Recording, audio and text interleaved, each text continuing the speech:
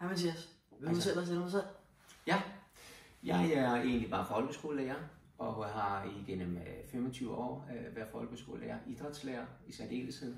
Og i den forbindelse har jeg i en videreuddannelse haft en opgave, jeg skrev på IFI, Institut for Idræt, om netop selvfølelse og friluftsliv. Så det har lidt i det, som jeg arbejder med, så det har lidt med det at gøre. Ellers så har jeg altid haft mange idrætshold og har frivillige halvmarathonshold, som jeg har med at løbe over 10 stykker. Og ja, jeg er bare selv meget aktiv. Fedt. Yes. Så har vi lige nogle spørgsmål til dig. Gerne. Her kommer den første. Hvordan adskiller de sundhedsmæssige fordele ved udendørs aktiviteter sig fra dem, vi får ved indendørs motion? Ja. Altså, jeg tænker, hvis jeg hører det spørgsmål, så tænker jeg lidt, der er 2 ben at stå på. Det ene det er bare det at motionere, og der har jeg sikkert stødt på jeres undersøgelser på rigtig mange dokumentationer for, hvor godt det er, hvor endorfiner bliver frigivet og alt det der. Og det gør de jo også, når man er indendørs.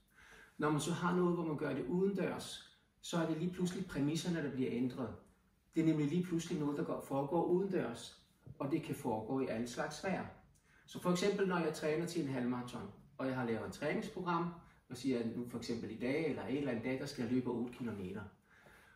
Og når det så blæser og regner og stormer, og man ikke gider at gå ud, så tænker man jo, at man vil være i sofaen, man vil have kage, og man vil se film i fjernsynet. Men så går man alligevel ud, og man løber de der 8 km i det blæsevejr. Så man skal faktisk over 2 hurdler. Først skal du lave din der motion, som du også kan gøre på et løbebånd, men samtidig gøre det udenfor. Så på den måde er det, at du gør noget i nogle præmisser, som måske ikke er venlige, og du kommer igennem. Det gør jo, at din selvfølelse ændres, at du lige pludselig tænker, wow, det gjorde jeg sgu. Og så kan man godt blive lidt stolt af sig selv, og på den måde ændre selvfølelse og selvopfattelse. Okay. Yes, så har vi et til spørgsmål. Der tales ofte om, at naturen kan forbedre vores koncentration og kreativitet. Hvordan hænger det egentlig sammen? Det er det at komme ud i naturen. Der har jeg måske også stødt på forskellige undersøgelser, at hvor godt det er, at man kommer i naturen, man kommer ud i det grønne. Der findes undersøgelser fra England, ved jeg, at bare 5 minutter i det grønne gør, at man afstresser, og man kommer ned i gear, og man bliver frigjort fra stress osv. Det er så meget kort tid. Hvad sagde du lige? Give spørgsmål igen. Hvad var det? Der tales ofte om, at naturen kan forbedre vores koncentration og kreativitet. Ja. Altså det, at man bliver inspireret af naturen, det har jo alle store kunstnere haft. Altså det kan man sige, det øver os, man bliver inspireret. Men det, man selv kommer ud i naturen, der skal man forholde sig til et eller andet af det, der foregår i naturen. Eksempelvis, vi går ned ad strået. Det er ikke naturen. Og vi er træt på et tidspunkt, og der er en bænk. Bænken er designet til, at vi sætter os ned, og vi hviler os. Og det gør de fleste. Så går de lige og sætter sig dernede, hvis man er træt. Nu er vi jo i naturen. Vi går en tur igennem en skov. Vi bliver trætte og tænker, nu skal vi holde en pause. Så kigger man jo rundt i naturen. Hvad er der? Og så forholder man sig allerede der, som udforskende og nysgerrig. Hvad er der? Er der en træstamme, der er væltet, vi sætter os på? Er det en sten, vi sætter? Altså en fordybning? Og hvis der så for eksempel er rigtig meget blæst, så tænker man også, hvordan kan jeg sætte mig i naturen, så jeg bliver skærmet, eller når det regner et eller andet. Så man forholder sig med det samme, som lidt innovativt til naturen. Og det skaber simpelthen en kreativitet og en nysgerrig proces i hjernen. Yes. Så 2 flere spørgsmål. Hvordan påvirker sociale medier og Instagram-kultur folks oplevelse og udøvelse af friluftsliv? Ja, der tænker jeg ikke, at man bare kan se den bort fra friluftsliv eller sport i det hele taget. Den indflydelse, som kulturen har, at man har sit eget medie hele tiden, det har en negativ indflydelse. Det ved man jo alle steder. Og det er ikke noget, jeg ved, om man har undersøgelser lige præcis med friluftsliv. Jeg ved, at der laves rigtig mange forsøg med, at man for eksempel i efterskoler, når de starter, at de unge, de må slet ikke have mobilen med rundt.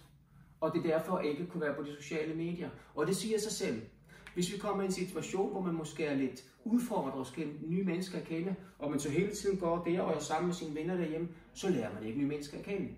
Så på den måde er den negativ og hæmmende. Så derfor er det jo også i det her, hvis vi skal være åben, og hvis vi skal kunne tage det ind, som naturen eller friluftslivet har til os, så skal vi altså ikke have et eller andet, når vi hele tiden er bundet fast. Det er sådan en navlestreng, som skal cuttes. Så det er ikke noget, jeg ved lige præcis for det, men i rigtig mange andre henseender, så er det der, at man hele tiden er på det der medie, det er ikke særlig godt.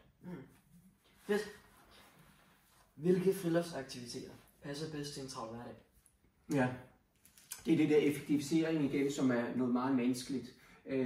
Jeg tror, hvis man skal lave noget i en travl hverdag, så skal man måske nogle gange forbinde det med at noget, man alligevel skal.